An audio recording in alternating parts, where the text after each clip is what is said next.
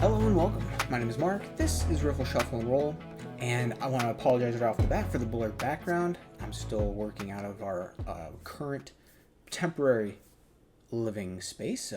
We are in an apartment. I've got all my boxes here behind me, so I just thought I'd save you the eyesore of seeing them. Today I am beginning my designer diary for a new game called Basho, and this is a two-player trick-taking tug-of-war game that was kind of indirectly inspired by how much fun I had with Jekyll versus Hyde. And I'll talk more about that here in a minute. What I want to do with this series is just give you sort of a play-by-play as the game is developed. As I mentioned at the top, it all started with Jekyll versus Hyde. Jekyll versus Hyde is a two-player tug-of-war game.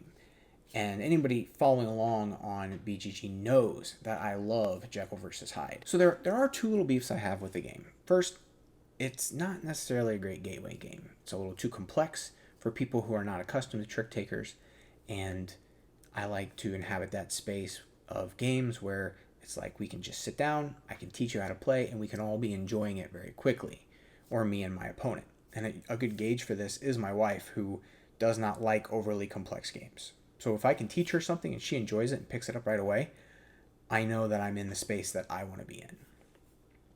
Second, it does cost $23 on Amazon. I think the price is worth it, but to someone who's more casual and looking for a game to play, that might be a little too steep for someone to just take a chance, especially if they're accustomed to the $5 to $10 range that you normally get in a store. I think my core audience is made up of more casual players who get a ton of enjoyment out of a $3 deck of cards. Now, if you are cool with playing a digital implementation, then you can play Jekyll vs. Hyde on Board Game Arena. And that's a great way to try a lot of games for free. But you do need other people to play online. Now, published games can come and go. And that's kind of the other downfall with getting a game published and put on the shelf is it can get out of print. Its availability matches with its popularity. So as that waxes and wanes, its availability can also diminish. But you know what has stood the test of time? A good old-fashioned standard deck of playing cards. So with all that kind of in mind, I created 3 criteria for this game. It should be playable with a deck of cards. It should not need a separate board or any component that is not easily accessible by most people. And it should still, even though it's played with regular cards, it should incorporate powers, which is more of a modern design touch. But really, even that's just on how you think of modern powers within games. Because if you think about wild cards, that's a power that a lot of people are accustomed to. Aces in Rummy being able to be high or low, that's a power. And of course, Joker or Jackson Euchre, the Trump-suited Jack and the same colored Jack moving up in rank, that's a power. So it's all on how you think about powers. And the more modern approach is like really souping up the card with a special purpose, not necessarily just making it wild. And as for all my games, you know, I aim for design that's simple enough to teach beginner and they can quickly enjoy it, but also deep enough that people will keep coming back and study the game. So long before Basho, I brainstormed a game called Betwixt. This was an attempt to incorporate a third player into the tug-of-war style game like Jekyll vs. Hyde, and I also wanted that to use a regular deck of cards. I envisioned 2 people tugging on a third that was in the middle. The outside players, to and fro, would be trying to pull the middle player, Betwixt, to their side by the end of the round. Just like with Jekyll vs. Hyde, where Jekyll's trying to keep the balance and Hyde's trying to pull all the way over to their side. The Betwixt player's goal is to keep balance until the end of the round. It never went beyond just the initial brainstorm. Now, I think this idea has merit, but 2-player games are much easier to test. At least for me, because I rely on a lot of people online and not in real life. So I can't necessarily coordinate the group I need. Now, I can't even remember what spurred the deep dive, but I spent about 2 weeks absorbing as much as I could about the sport. And sometime towards the end of that journey, it hit me. I would reimagine the tug of war feature or mechanism as push and throw. which isn't a huge dynamic shift, but it does kind of put a spin on how to think about that particular mechanism. So instead of just trying to pull a token towards you, you're trying to push it out your opponent's end or push it into their area. After some solo testing, the idea of allowing for a throw was put into place. But I'm going to talk more about that later, along with the arena development entry in this diary. Now, another idea that I had simmering in the back of my mind was related to the 9-9 trilogy that I'm working on. So I have done 9-9 and Sishare 6, and with the third game, I was going to take the involvement of the kitty one step further. I wanted to somehow imagine using the kitty during gameplay, because in most traditional games, the kitty's pretty useless. It just sits there waiting for the round to end so it can be shuffled back into the deck. So I wanted to find a fun way to incorporate the kitty into gameplay. For Basho, the kitty becomes the arena. At this point, players are choosing cards from their hands to place face down and form the arena or the board that the game will take place on.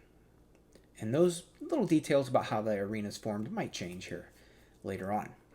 At this point, that's as far as I'm taking the kitty, though. I'm not going to reincorporate cards into gameplay, at least not yet. I don't think that's going to be needed.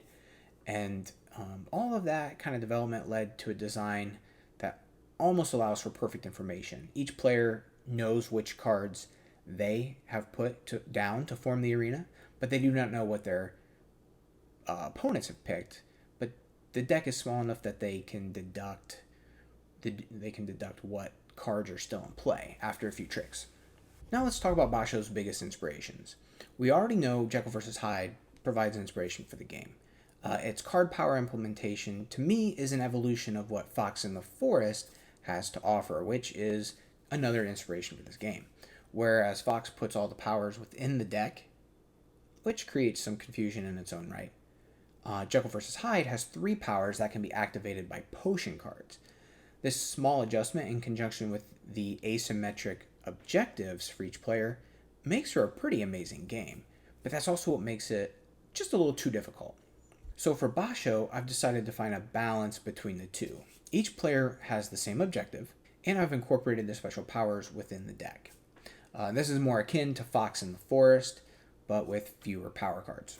The last little inspiration for the overall structure of the gameplay is the first trick from Taco Cat spelled backwards.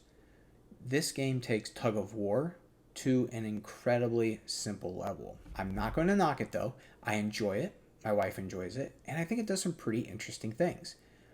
In this game, the first trick involves a simultaneous reveal. So each player picks one card, and then they reveal them at the same time. And the winner gets to lead the next trick. So the lead has to be earned through a simultaneous reveal. And of course, the way that deck is structured, there are fewer higher ranking cards than there are lower ranking cards. So sometimes you have to choose, like, how bad do you want to win that first trick to gain the lead? Do you want to sacrifice one of your very few high ranking cards to do that? Or are you going to save that card for later? I think it provides a pretty interesting choice. And also, what better thematic matchup for the collision in sumo wrestling? So at the beginning of a sumo match, when both wrestlers collide into each other, that is called the tachi-ai. And I think that's a perfect matchup for a simultaneous reveal, because just like in sumo, where that collision tends to set the tone for the match, their first trick sets the tone for the round. So, with all of that in mind, let's just sum it up here.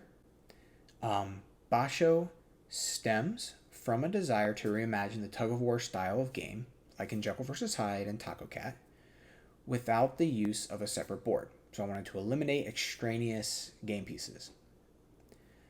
Incorporate card powers, like Jekyll vs. Hyde and Fox in the Forest, for a modern design touch. And of course, I want to do that in a simple way.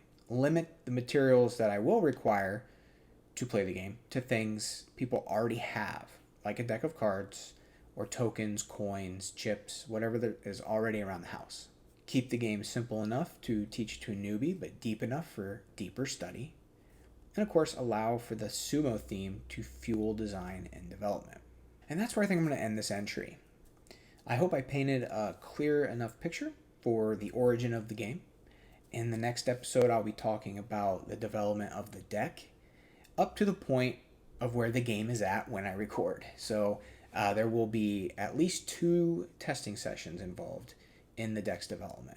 And of course, in another entry, I'll talk about the development of the arena, and I'll probably keep cycling back through these different parts of the game's design, talking about their development along the way.